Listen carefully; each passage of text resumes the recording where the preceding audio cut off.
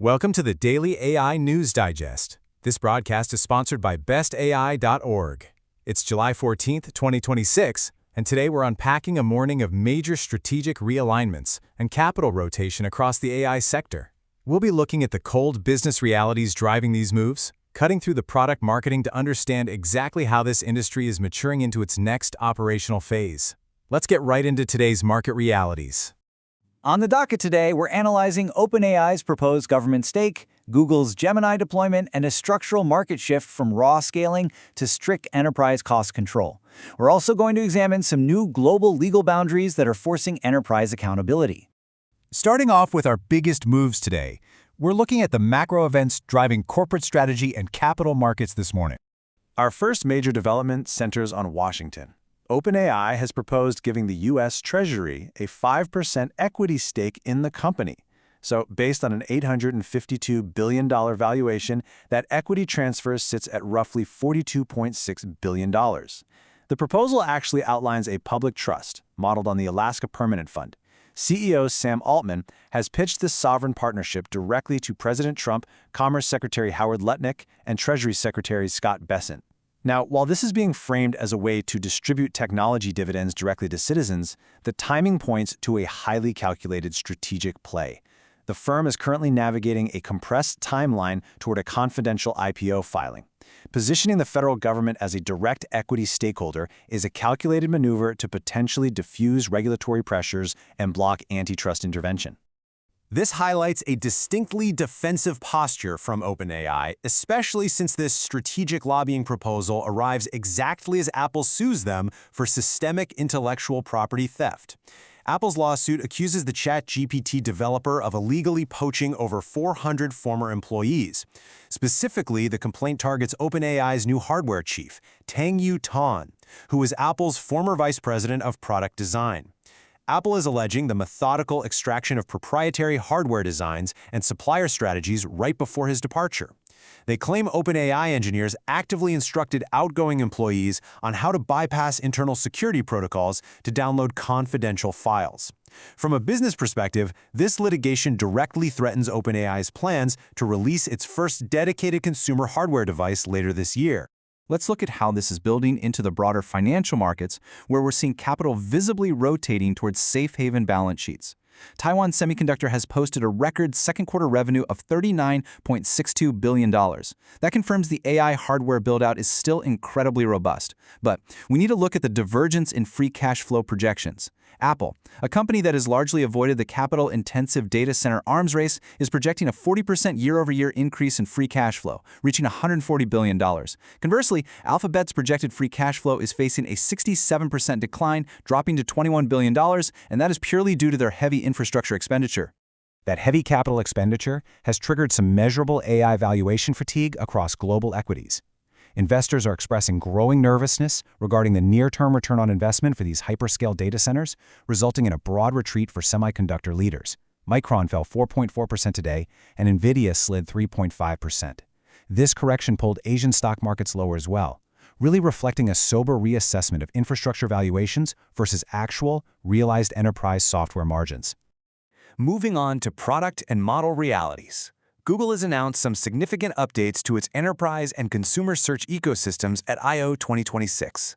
Let's get into the operational specifics. Google Cloud is explicitly moving away from standard unstructured chatbots. Instead, they're rolling out Gemini enterprise agents. This is a unified platform designed to provide strict governance and multi-step workflow capabilities directly to corporate IT departments. So rather than selling a simple chat interface, Google is providing the tooling to orchestrate fleets of agents.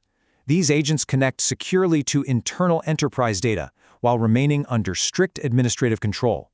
It's a direct, structural answer to the enterprise stacks we're seeing from competitors, and it heavily prioritizes auditability and stability over experimental features. On the consumer front, we're seeing the rollout of background agentic workflows. Google search agents will now operate around the clock. The process is highly systematic. A user inputs detailed criteria, and then the agent continuously scans real-time data sources, things like news sites, blogs, and social media 24/7. It autonomously aggregates this data and can even execute external tasks, like calling specific businesses for services. What we're looking at here is a fundamental shift from synchronous search queries to asynchronous continuous data gathering. These agentic capabilities are anchored by the new Gemini 3.5 Flash model. To actually accommodate this, Google has redesigned its search box for the first time in 25 years. That's a massive shift for the most utilized web interface in history. The new interface processes multimodal inputs with significantly lower latency, meaning users can upload images, video files, and active Chrome tabs right alongside their traditional text queries. By integrating this directly into the primary search interface, Google is effectively standardizing multimodal interaction for its billion-plus user base. Next up, regulation and policy signals. As deployment scales across consumer and enterprise sectors, strict regulatory boundaries are crystallizing globally.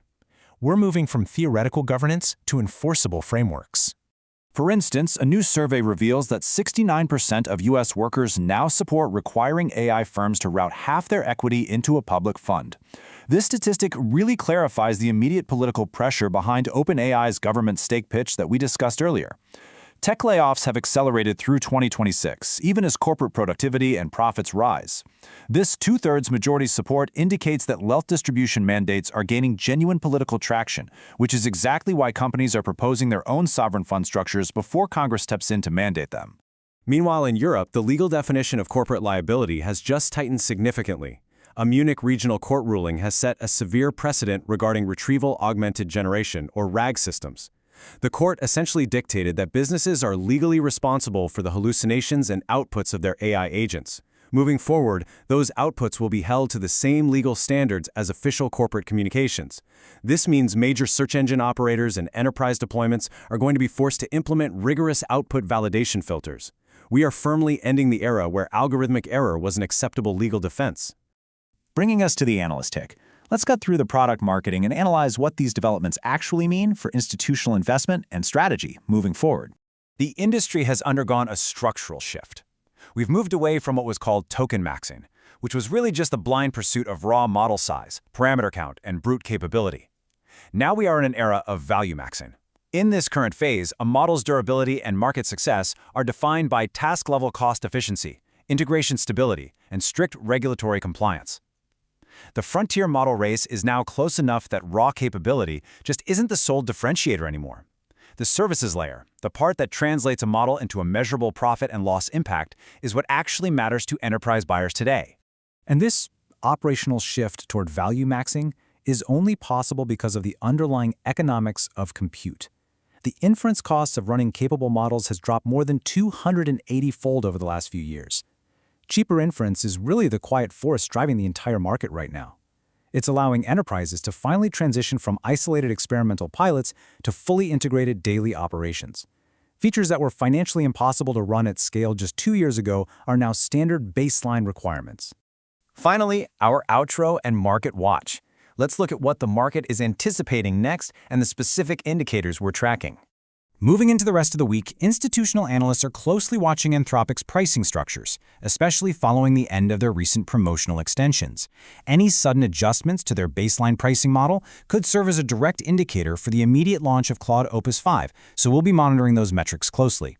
But as inference costs plummet and regulatory walls close in, we have to ask, will the AI companies of tomorrow look like agile software startups or heavily regulated public utilities? Thank you for joining this explainer of today's market realities. This has been the Daily AI News Digest sponsored by bestai.org. We'll see you next time with more grounded analysis.